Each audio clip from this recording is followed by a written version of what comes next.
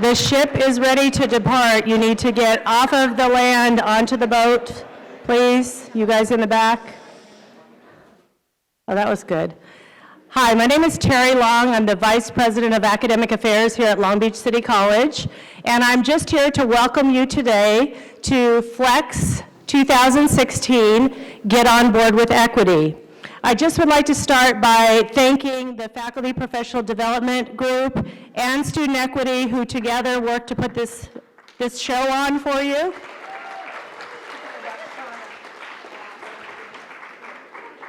And looking at the program, I don't know how you decided what you're going to do for the rest of the day, but there's so many great opportunities for you. And I wish you a productive and enjoyable cruise. Thank you. And I'd like to introduce Shauna Hageman, the co-chair of the Student Equity Committee.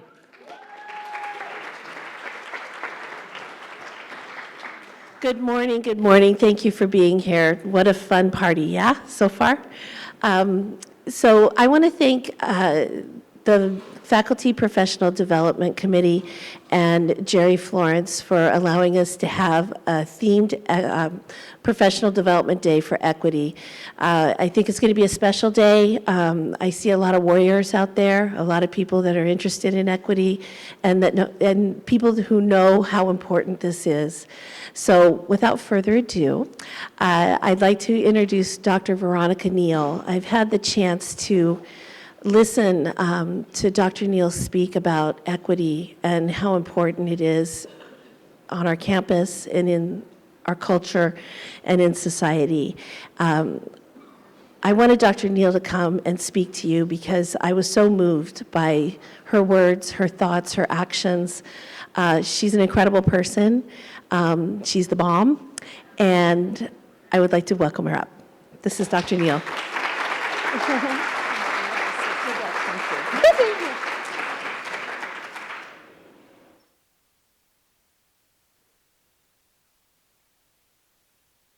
I'm just kidding. Okay. Can you hear me? Am I good? Is this too loud? Is it too? Let's see. Now? Is it good? Higher. Okay, he's going to handle it. Thank you so much. If I stand close to this, does it? Yeah, well, this is one that should what turn is? off. Oh, okay. Good morning. Hey. When I say hey, you go hey. There it is. How are you? Are you ready? Yeah. Okay, well, I'm so excited to be here. Again, my name is Veronica. I'm the director of the Office of Equity, Social Justice, and Multicultural Education at De Anza. It's a mouthful. And I've been doing equity and social justice work for the last 23 years. And this is that moment where I hope you're looking at me and you're going, she looks so young, though. How could that be? Yes, I started when I was just 5. But I love this work. It's so exciting. My work has been thinking about how we equitize institutions. How do we move institutions along that path? So social justice, equity work, in many different ways, and thinking about it through the lens of cultural humility. So I am a cultural humility practitioner, and I think about cultural humility as a path to equity. And so I'm really excited to be spending the day with you. We're going to have this morning together, but there'll be a couple of breakout sessions where if you join me, we'll think more about equity mindedness and how we bring that to our work. And then we will conclude the day together, thinking about all the different things that you've learned, pulling some of that into an action plan through a harvesting conversation. So that's where we're going today. So how does that sound? All right, that's what you thought you came for? Okay, I'm glad that you're in the right place. So I want to start our morning conversation. Before we go there, hopefully my guess is that you've read that, you have a sense. I want you to just turn to the person next to you and really quickly, what is your elevator speech? Someone walks up to you and says, what is equity? We keep talking about it. What is it? What would you say? What's your one sentence that you would say? So to the person sitting next to you.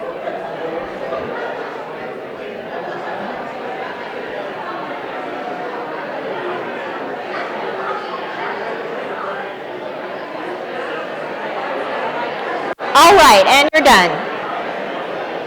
Come back together. That's all the time you needed. Yep, it's that fast. That's all the time you need. And you're coming back. You're almost there. And you're here. Perfect. So what did you say? I walk up to you and I say, what is equity? And you say to me, volunteer, what would you say? Opportunity. Opportunity. What else? Access. Inclusiveness. Happiness. Happiness? Yes. Happiness.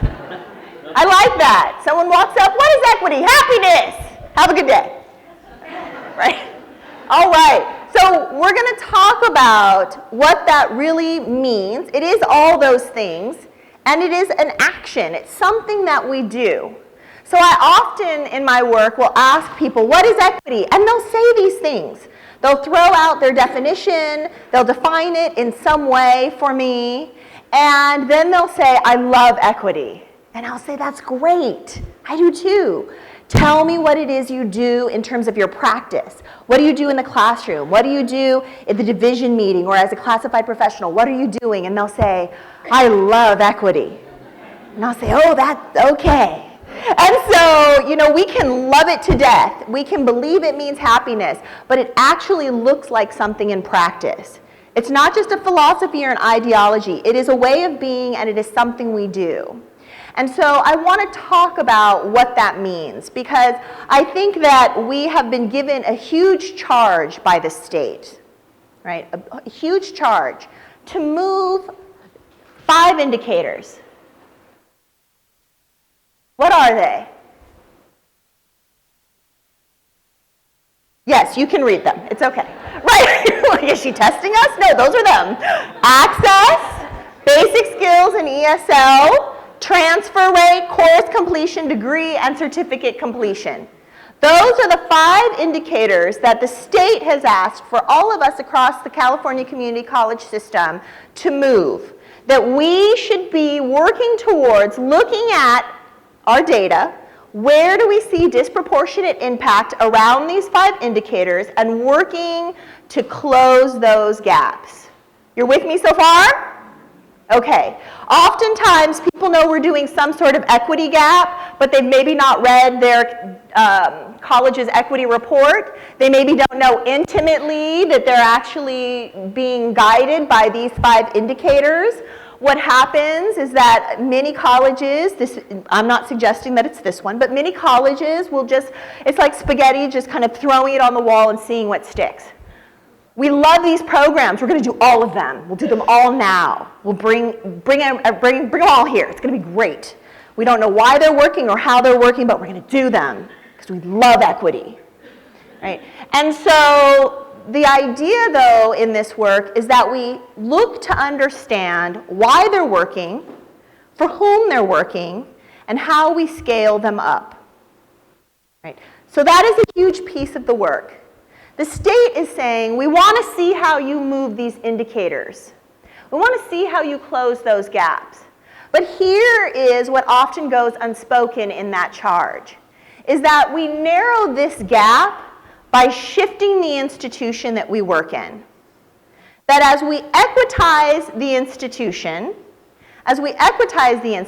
and in part, we equitize the institution through also thinking about who we are in the institution, right? Getting alongside the conversation around unconscious bias and how that shows up in our work.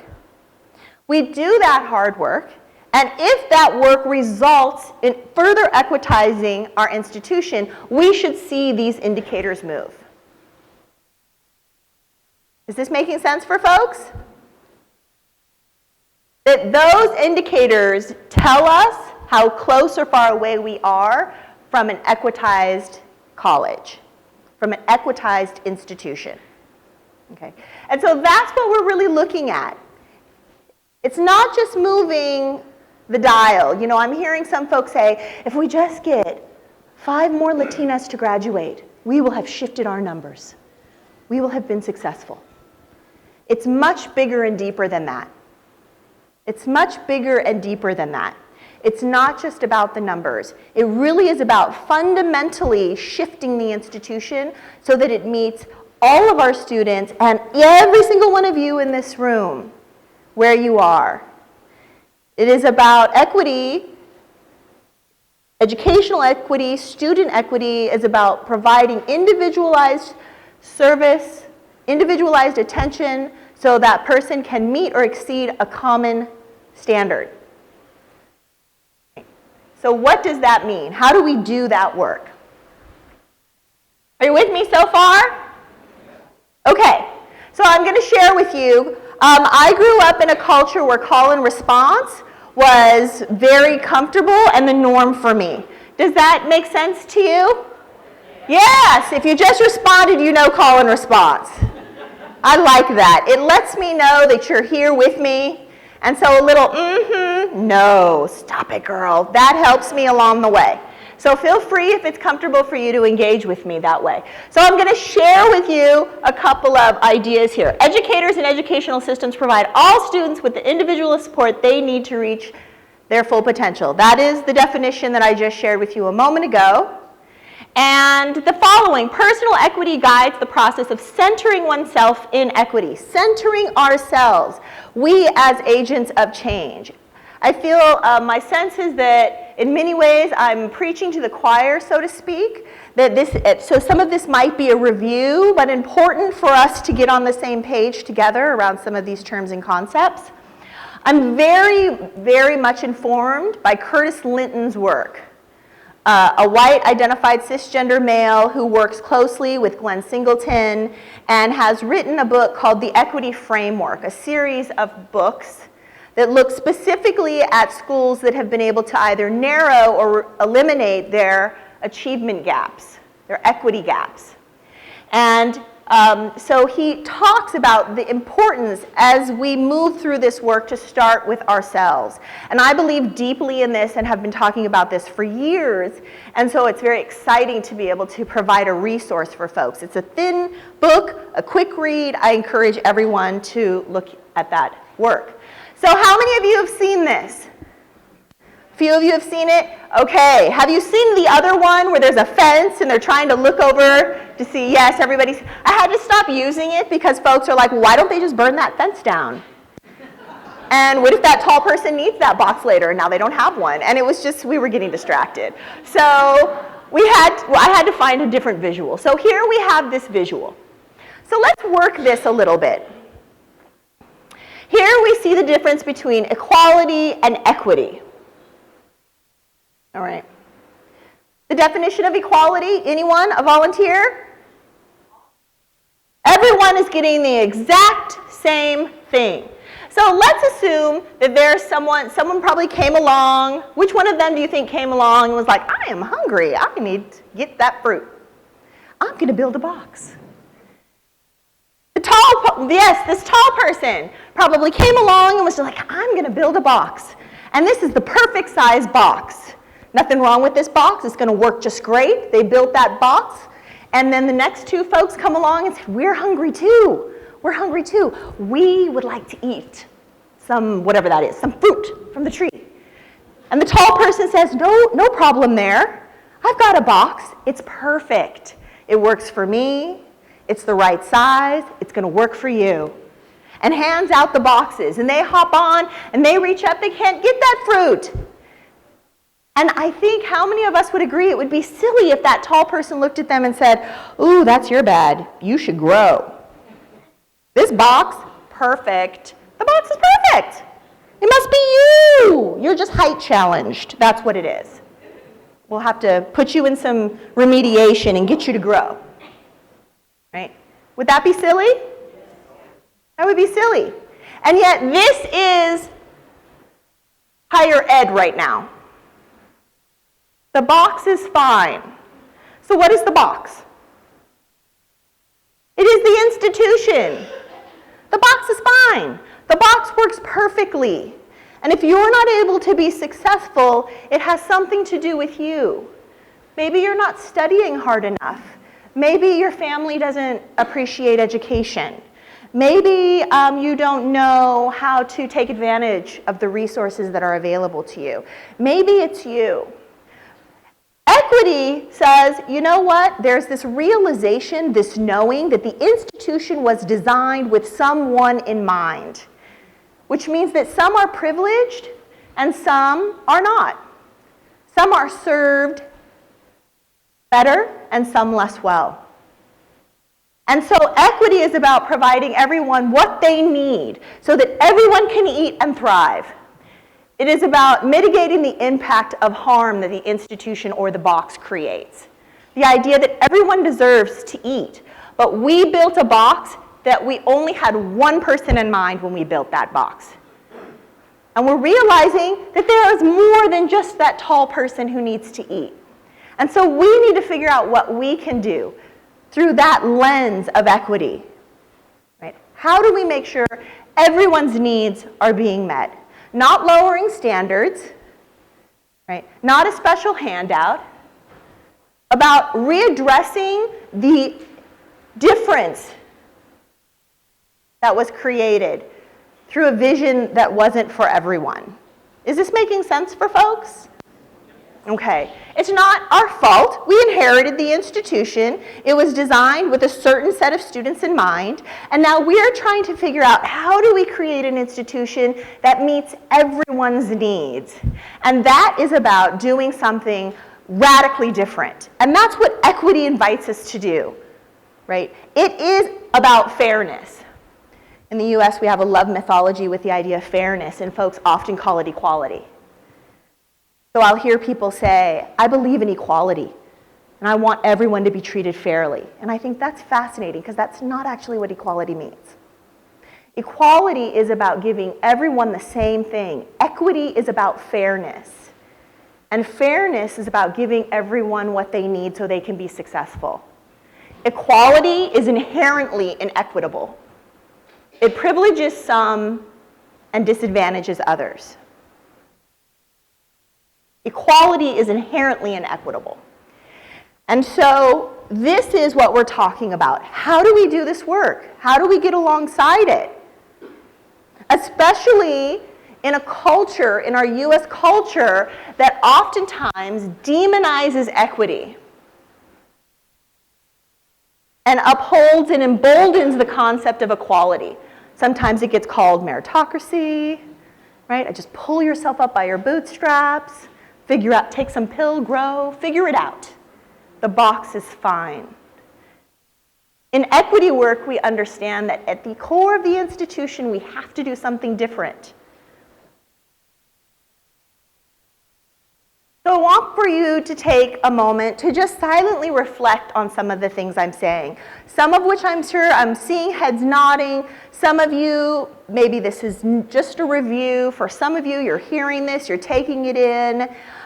Maybe some new ways that I'm putting it forward. I'd like for you to think about how are you feeling in this work right now? Are you feeling a sense of resistance? Are you uninterested? Maybe you're at the point where you're like, I am completely at equity fatigue right now. I hear that a lot. If I hear the word one more time, I will step on your toe. Right? Yes, I don't encourage violence, but I'm like, why? Why are you so angry with me? So, indifferent, curious, committed to equity, what is coming up for you right now? And if you are committed, why? Why does it matter to you?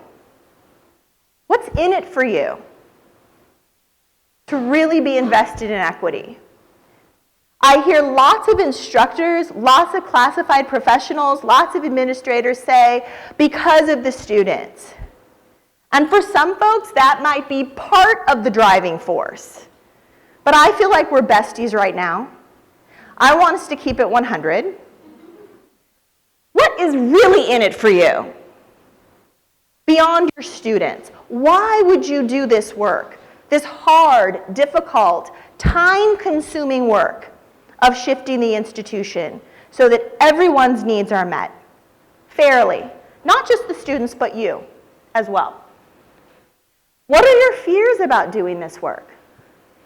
What are your hopes and wishes? What do you need for this work to take up residency in your heart?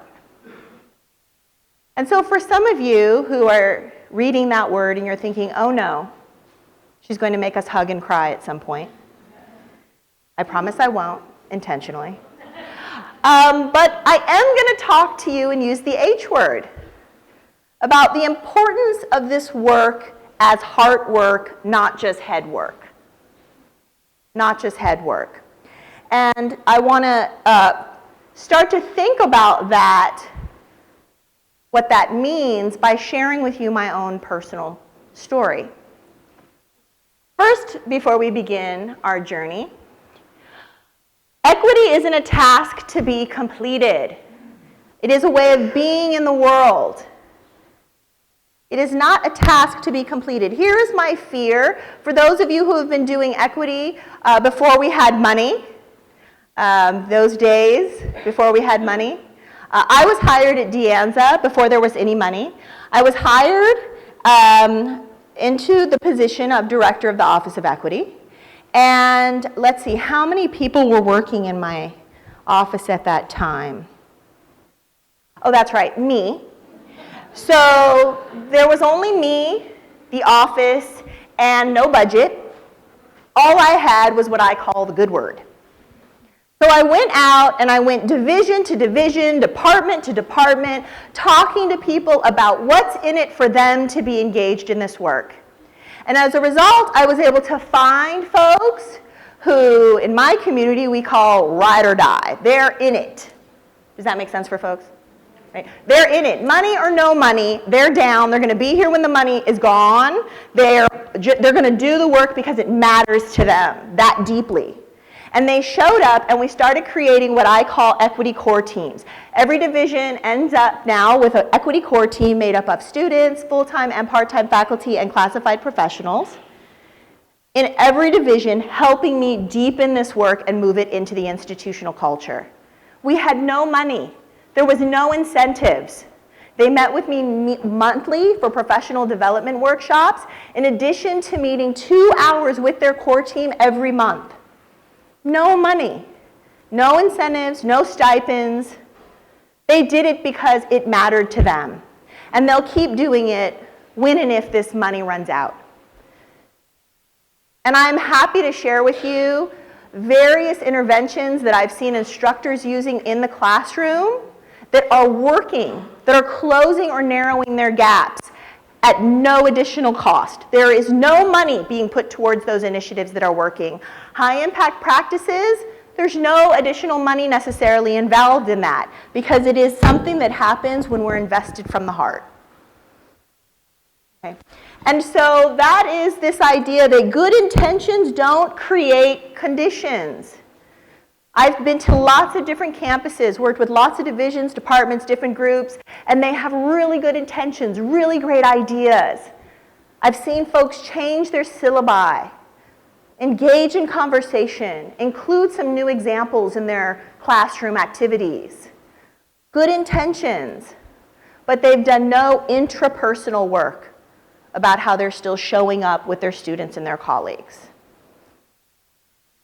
Is this making sense so far? All right.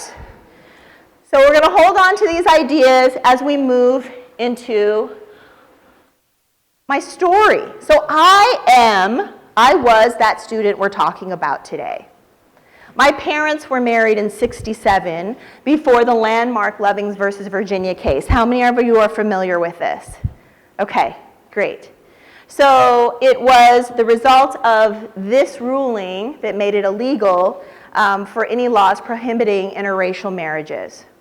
So I grew up in a family where I was hearing the stories of my parents, of my mom being pregnant with my brother and my dad driving her to the hospital and being pulled over and thrown in jail because his wife was white, identified. The story of my parents in San Jose trying to get an apartment, and my dad going to get the apartment, and it said apartment for rent. He goes in, I'd like to get an apartment, and they said, oops, just rented the last one.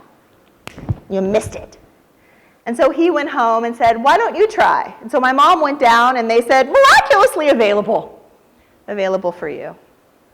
When they found out that they were married, the owner of the apartment complex said to my mom, I'll let him stay, but he can't swim in the pool. I can remember as a small child being at a grocery store, and my dad was at the counter, and in front of him, a woman, a white identified woman, was exchanging. The woman behind the counter was also white identified, and they were exchanging money, and she was putting the money in her hand, touching her hand. It was fine. And then we went next, and my dad, the same similar situation, and she went to put the money in his hand and then pulled it back and set it on the counter. And I was very little. My eyes were just barely looking over the counter, and I looked up at him, and he looked down at me, and he winked. And he said, "Excuse me, ma'am, would you mind putting the change in my hand?" And she hesitantly did. And he looked at me and winked again, and after he said, "Some people don't understand, and we kill them with kindness." It was those stories and those experiences of this deep cultural humility that my dad would show and that my mother would show. My parents were married until my father died 5 years ago, over 40-something years. And they were so committed to social justice, this idea of giving voice to the voiceless, of standing up for what you believe, of fighting the good fight, of taking up someone else's cause that may not be your own. And I was moved by that. It was part of the way I grew up in the world. But I don't know that that is where I learned and came to understand equity. I was tracked when I was in high school. When it came time for me to take math, my counselor said, "Why don't you just take business math? You won't need anything other than that." So when it came time for me to get ready to go to college, I literally think, what is it, SAT? I think I got like the points for my name. It was like, woo, I got a 200. They're like, that's not good. No, it's not good. I had no clue. I wasn't ready. My dad said, don't worry. He had always told me, don't worry, you'll get an athletic scholarship like your brother. That didn't work out for me. I was not athletically inclined. So I was really struggling. I wasn't sure what I should do. I went to a community college and I loved it. Do you know what community college that is? Chabot. Hey. Hi. I went to Chabot. And I just had such an amazing experience there. And I had been told repeatedly, my mother pulled me out of an elementary school because my second grade teacher had shared with her that I was never going to be successful in school. So I had gotten these messages constantly. My parents had gotten these messages constantly. And so when I got to community college and I was getting a 4.0, I was blown away. How could this be? I'm not smart. No one believed in me outside of my family, right? How could this be that I was doing well? And so I was thrilled. I was excited. I'm going to keep going. And so I transferred. I got my AA. I had a 4.0. I was super excited. I transferred. I went to my 4-year, and I was a fully funded National Institutes of Health Scholar, Biomedical Research Career Scholar, McNair Scholar, every scholarship you could imagine. They're sending me to all these conferences. At this point, right out of high school, I received an apprenticeship to work at Lawrence Livermore National Laboratory. I was doing all these amazing things that so many folks had said, not for you. You're not the one. And I was doing really, really well. And I don't know that I ever had a real solid relationship with any of the instructors in any of those programs, except for one. One who really took time to see me. And I would say that was the first time I experienced equity. I was working with her as a TA, and she pulled me into her office one day, and she said, you know, I've been watching you. I see you. And you're doing amazingly well. You have a 4.0. That's exciting. You have all this funding. You're going to be whatever you want to be. I believe that for you. And yet there's something that's sad in your eyes. Talk to me. Because all of that doesn't matter if you're not whole and you're not seen and you don't feel truly empowered and appreciated. I want you to talk to me about what's going on. And I think I was blown away because it was the first time my instructor actually had looked at me long enough to know the difference between my happy face and my sad face. But I just wasn't another number, right? I wasn't another little dial, a little, data point that was shifting the dial. I was a human being that mattered to her. I mattered to her, and that mattered to me. It still makes me choked up. And so I shared with her what was going on. I was under a lot of stress. I was overwhelmed. I was getting ready for graduate school, super anxious about the GRE. Remember, I didn't have the best experience with standardized tests in my past. Feeling stereotype threat. I was doing all this research on stereotype threat. I had studied with Brendan Majors at UC Santa Barbara. And so when I was writing my graduate applications, I would write these 2-page letters about stereotype threat and why GREs didn't correlate. It was just, my silent protest. And so I was super intense about it. I was overwhelmed. I was also in an abusive relationship at this time. It was just horrible. And so I just dumped everything on her. And she said, that's what I want to talk about. That's what I want to talk about. This is the stuff that is about who you are. Let me connect with you. How can we work on this together? And I was moved by that work. So much so, she was a psychologist. Any psychologists in the house? Hey! And so I was studying psychology. And she said, one way that we can work on you feeling so overwhelmed and depressed, there were a number of things, and she helped me figure out a new path and what I could do to not just be successful in my classroom, but successful in my life, right? How do I navigate a system more successfully? And she shared with me that, one way that we can work on you're feeling depressed is to volunteer. So there's a correlation between elevated mood and volunteering, right? And oftentimes, many students who are historically marginalized and oppressed, when they come into a system, if they're in some sort of community engagement or civic engagement component or volunteering component, it's very healing. It actually helps them overall in their academic success. And so, knowing this, she said, it's when we take up another person's cause, another person's fight, that we really connect with our full humanity. I want you to have that experience. I want you to get involved. And so, I thought about this. I had graduated now at this point. And I came back. I had gone on semester at sea. Hey! And when I came back, I got involved. It was during when I was in high school was when the HIV/AIDS epidemic hit the scene. And so, do some of you remember that? It was a very overwhelming time. Folks were scared. Folks didn't understand. I remember myself being really overwhelmed and just feeling very traumatized. And I said, I want to get involved. I want to get involved in the HIV/AIDS movement. And so I did that work. I was a trainer, curriculum designer, doing all cultural competence work at the time is what it was referred to as, in communities of color in particular. And I got behind that work. Good social justice work. It was head work. I could tell you everything about a T cell, about viral load, you name it, I can give you everything you need to know. I did that work day in and day out, passionately. And I remember the day that I had a dear colleague share with me their status, someone I had grown very close to. And at that moment, it went from being head work to heart work. That wasn't for effect. Sorry. And I realized at that moment that there were days that if I went to work feeling sick, it could actually be life or death for him if I wasn't taking good care of myself. That it would be irresponsible actually for me to go to work sick.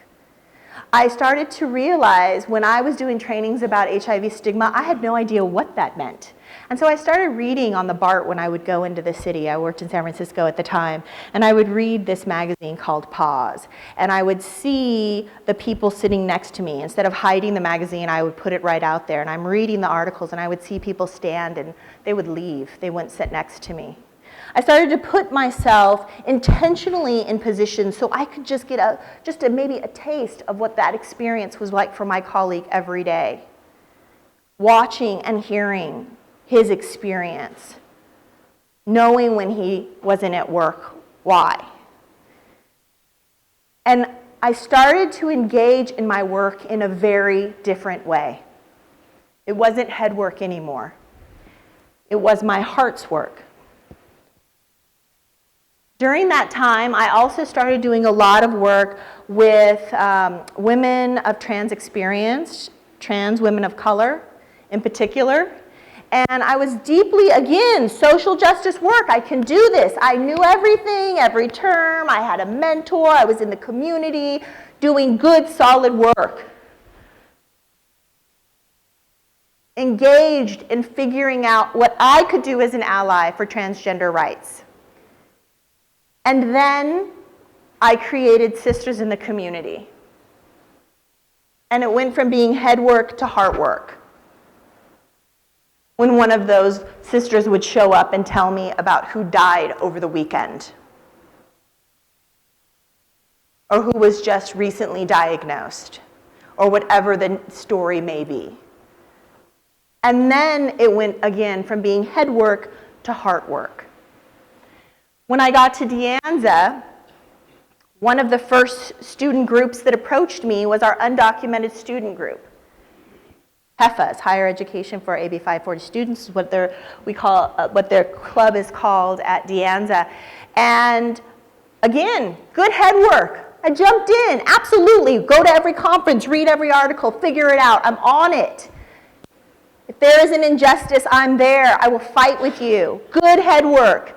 Until one of those students asked for me to be their mentor, and I got to know their story intimately, and we became connected.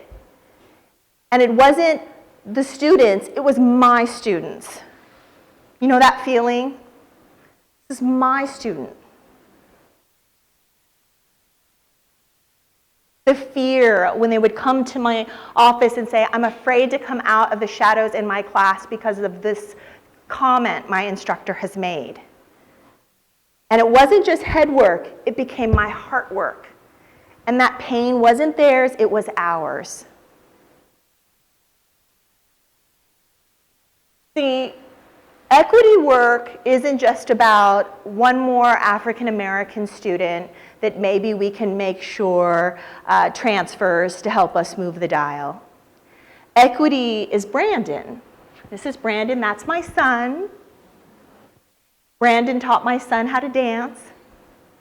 He did, some Michael Jackson performance last year in the talent show. He killed it. Just if you were curious, like, how did he do? He did great. Best moonwalk you've ever seen. I think better than Michael, but I'm biased. Amazing young man. He's an activist, he's an artist, he's an amazing scholar. He's not just another number, right? It's not just one more female student we can get into STEM, right? One more young woman that hopefully we can help with access. It's Sabrina. Equity is Sabrina, this amazing woman who went to our college, transferred to UC Santa Cruz, doing amazing work. She's an activist. She believes deeply in Black Lives Matter. She's thinking about white power and privilege and how to have those conversations in her community. She's an amazing young person who has a full life. Equity just isn't about creating a college for some future unknown student. It's about my kids who said today, that's my little girl, that's Kiyomi and Kai, who when I come and I do presentations like this, they say, tell your friends I said hi. because they think we're a community, because we're in this for them, because they want to believe that they could come here one day and you will fully see who they are, that you will take the time to rearrange office hours to meet with them, that you will get to know their passions, that they will not just be another brown face in your class, right? That they're a full human being and you know my mommy. That they matter, right? That it's heart work. The equity work, for me, it emboldens us to get beyond our fears of talking about racism and sexism and classism, that we know it's hard, we know it's uncomfortable, and we're going to do it anyway because it matters, because it's real, because our students are experiencing it, our colleagues are experiencing it. What do we do about that? That we believe deeply that when our students are failing, when there's equity gaps, those are our gaps, that we're failing. That when our students and our colleagues feel disempowered, locked out, shut down, unseen, that is our work too. Equity gives us the courage to immerse ourselves passionately in a cause that may not be our own and to ask those really hard questions. Who can I be in this work with you? How do I partner with you? How do we make this institution feel like home for you too?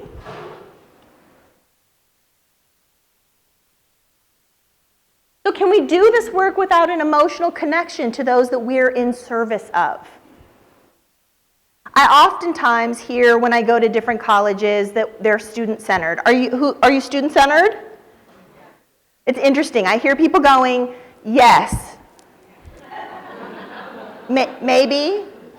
What does that mean exactly? Right? So here's the deal. Higher education is actually full-time faculty, tenured centered.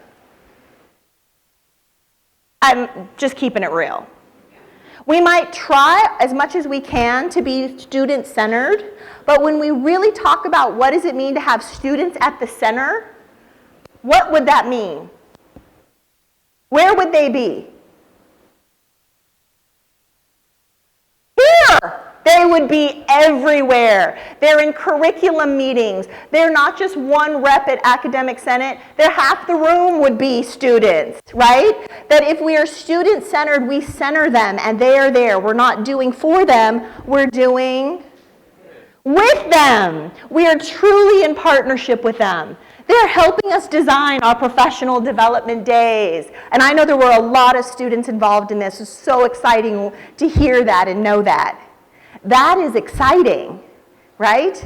That is when we are in service of, we are in partnership with, right? So what do we do? Can we do this work beyond lip service and curriculum changes? I actually get people asking all the time, can you just tell me what to do Monday? Maybe a new activity? I can do that. Do you think that equitizes an institution? It doesn't. In fact, sometimes it can do more harm than good. And what about those who are resistant to the work? Equity work isn't and shouldn't be, in my opinion, politicized. I have lots of folks. I was just recently at a college that said, you know, there are a lot of undercover Republicans in the room. And I said, I believe you. If you are at home cheering Trump on, that is not my business. That's not my business. I have no doubt that there are tons of Republicans in the House. You don't have to be afraid. I mean, you may, I don't know your colleagues, but you don't have to be afraid of me, is what I'm saying.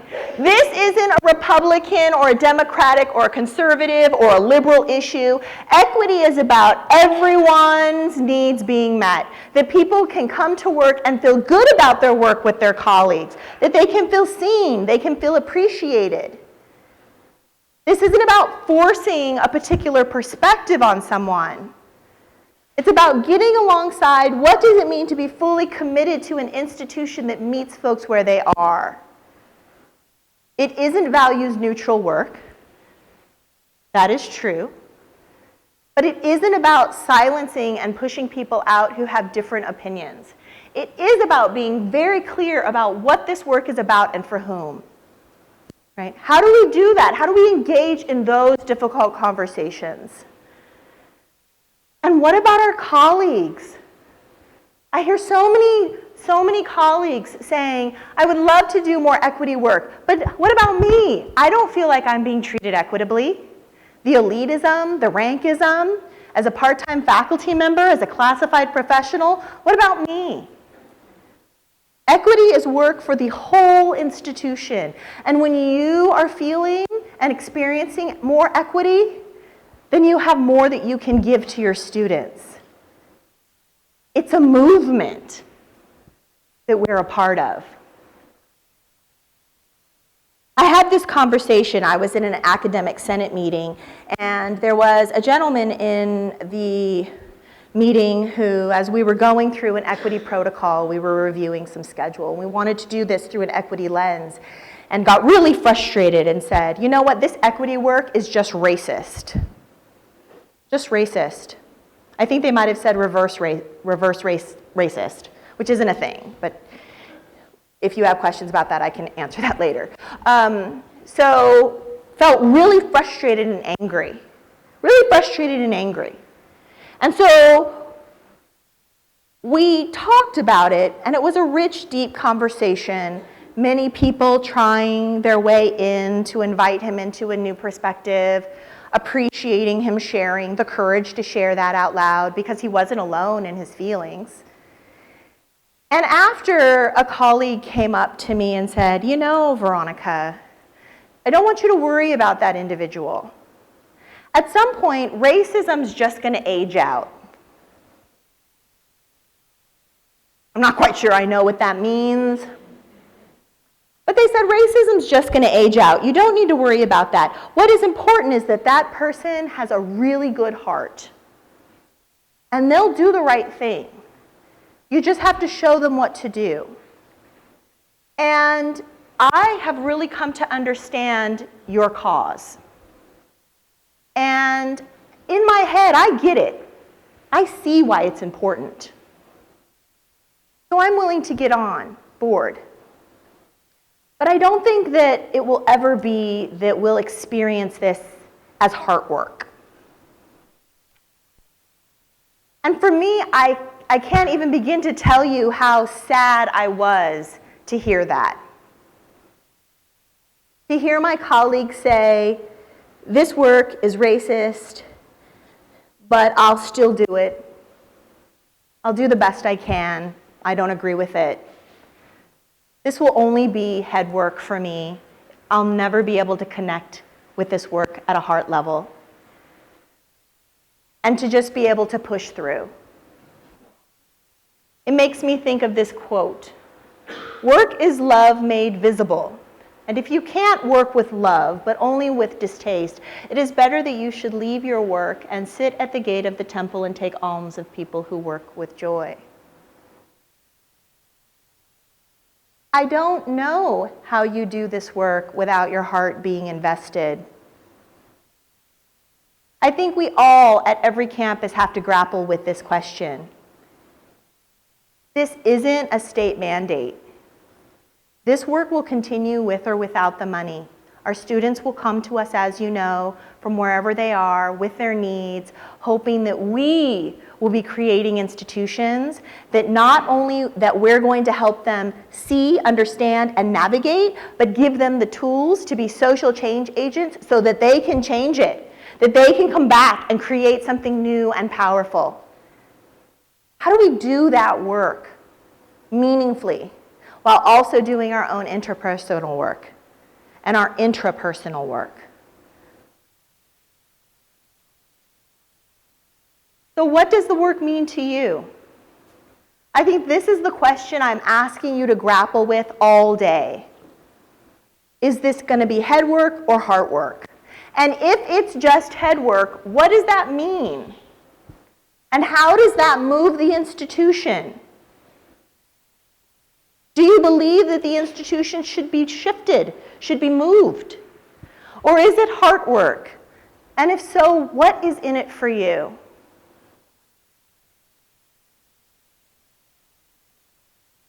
When we do equity work, we're constantly asking these questions. Who equitably benefits? And so whether you land on head work or heart work, I invite you to think about who benefits from that. Who benefits from your work in that way? My hope is that you will take this on as heart work. My guess is that each one of you can think of a colleague or a student that just moves you to tears, that you are passionate about connecting with, that you see the success that is possible because of your care and intention. How do we create an institution where that is the experience of all of our students and all of our colleagues? I'm excited that we get to do that work today. Thank you.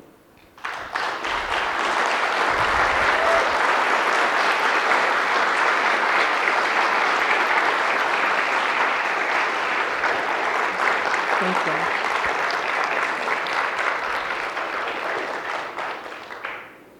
So I'm mindful of the time, and I'm wondering if we can do one or two questions or comments.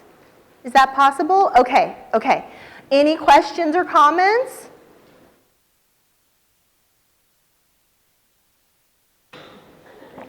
Mm-hmm. Yes. Mm-hmm. Yeah, so the question was about cultural humility, and cultural humility was actually something envisioned as a response to cultural competence. So cultural competence being the idea that we could arrive at a place of competence, we'll know what to do for this group of students. Cultural humility is about always being in the process of reflecting, being mindful, and being curious. It has actually 4 principles. It was put forward by Dr. Jan Marie Garcia and Dr. Melanie Turvalon. And it looks at, 1, constantly being in a place of self-critique and analysis, constantly doing our own work, our own self-reflective work. The second is around readdressing power imbalances. So understanding that power and privilege is always at play in every interaction, and that we're mindful of it and we're doing our best to readdress it. The other is about community and partnership and really honoring the wisdom of those that we're in service of. And then the fourth is about institutional consistency. And this I feel really passionately about. Similarly to equity, it's one thing when an institution asks us to do for others, but then doesn't do it for us. It creates battle fatigue and burnout. And so the importance of holding the institution accountable for the thing that it's asking us to do. And that's the fourth principle. And so, and in fact, you can go to my website. I do a series of training, and all the materials are on my De Anza website if you want to read more about those. Yeah, thank you. Yes? So on the first slide, when the indicators of equity are the 5 things. Yes. In the last one, it seemed like just really good indicators of how to approach forward in general. Oops, let me. So, let me, can I get it back? Transfer across quickly. Yes, I'm sorry, I don't know why I can't get it back. Uh-huh. Eek, and now I've turned it off. There. But yes, yes, those indicators. So are these measured across the entire institution or among demographic groups in the institution? Or Right. how are they measured and what, because like you could of course have an increase in the gap. And Right. the entire institution does better at this. Right. So this is a really important question about measuring those indicators. And here's one thing that I'll mention about the indicators, is that my guess is you will find in your equity, do you know where it lives? You do? Okay, so here's my guess. There it is. Here's my guess, is that in that equity state report, the numbers have been run, and you'll be able to see where your disproportionate impact is. However, it's important for you to know where it plays out also in your own individual classes. At De Anza, what we've done is we've invested in a data management tool where when you pull up your roster, you can actually run your numbers for your individual classes so you can see where your gaps are. So when I first started doing equity core teams, I actually invited everyone in their departments to pull their data. And it's and that in itself takes about a courage, right? Because folks were thinking, oh, I got this down, I'm all about equity. And then they look at their data and they're like, the data must be wrong, this can't be true, right? Because they're able to now see the data to tell the story. And so I think that it's really important for us to do that work, both in terms of individual classes and departments and so on. And it's also important to be able to desegregate and drill down. So that if, for example, do you have a Puente on campus? Right? To be able to look, and I'm just throwing this out, okay. So you look closely at Puente. Puente generally, although focused on serving Latino students, open to all students, all kinds of students come into the program. When you pull them out, when you desegregate that data and you take out all the folks who don't identify as Latino or Latina, and you're just looking at Latino and Latina students in the program, are they still doing as well? Because in some programs, the inclusion of all types of groups might elevate the numbers, and folks will say it's doing really well. Well, let's drill down, pull them out. Is it still being successful? If you see that it's still being successful, what about the program is being successful? So that you can scale up. Oftentimes what happens is we don't know what's working and why and for whom. And so that makes it really difficult to scale up. So one thing I often say is I believe passionately that learning communities are very powerful. They're a high impact practice, lots of research around it. And oftentimes the reason they're successful is because it's the one safe place that students from that community can go and feel seen and affirmed. And that part is problematic for me because I want them to be able to be in any class and be seen and affirmed. Not just in their specialized boutique programs or that some folks enduringly say, or, there's a reason why Moja and Puente and all of these programs work. How do we take those best practices, infuse them throughout the campus, and scale up? Those programs they usually are limited to 30, 40, 50. They are not able to tap the majority of students. My dream is that one day we will have taken those high impact practices, infused them so deeply throughout the institution that we won't need those siloed programs. But there's a reason why they work. They work because of the heart. Because the folks who are in those communities are deeply committed and connected to those communities. And so we have to think about all of that, and disaggregating the data helps us understand that. So it's a really important question. And so you can go to that report, start looking at what's been presented, because there are very specific targeted communities that have been called out by the state. They include vets, foster youth, disabled students. We have, well, it depends on where you are. Genders included, very narrowly based on the binary, men and women. LGBT students aren't called out, but usually LGBT students do have an equity gap. So you need to still do that research because the equity gaps exist there. And then in addition, you have students of color. And so then you have to look at what are the students on your campus that are being impacted. It's a great question. Yeah. Yeah, let's get measurable things. Yeah, exactly. Good. All right, thank you. I want to thank Dr. Neal. Thank you. I'm looking out and I'm seeing what we're going to call the Coalition of the Willing. You stayed, you showed great respect for our speaker, and I thank you very, very, very much.